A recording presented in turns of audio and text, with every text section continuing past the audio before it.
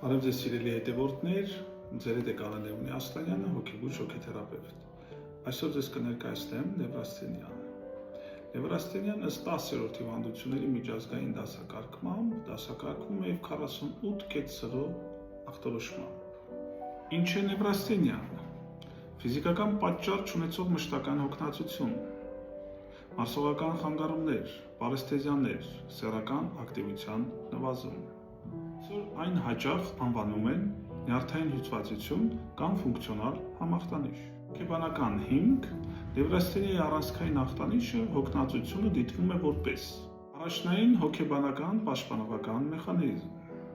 Ներքին կոնֆլիկտից խուսափելու ձևավորվում է երկրորդային պաշտպանողական մեխանիզմ՝ հոգնածությունը սոմատիկ պատճառ գտնելու փորձ։ Կոնֆլիկտի հիմքը սովորաբար լիովին կամ զգալիորեն չի գիտակցվում։ Հոգնածությունը կարող է լինել խորհրդանշանական արձագանք կարևոր ցանկությունների կամ մղումների անհնարին իրականացմանը, հաճախ ուղեկցվում է հիասթափությամբ և ձախողման դառնությամբ։ Նևրաստենիայով անձանց ավելի բնորոշ է շրջապատի կողմից բարձր գնահատման ձգտում, էգոցենտրիզմ, կախվածության պահանջ, թեթև ֆիզիկական ծանրաբեռնվածությունից հետո կայուն և տանջող հոգնածություն և թուլություն։ Նևրաստենիայով անձանց բնորոշ է սուր կամ քրոնիկական մկանային ցավ, թմրացության կամ զրկման զգացում, մկանային լարվածության պայմանավորված գլխացավ, քնի խանգարում,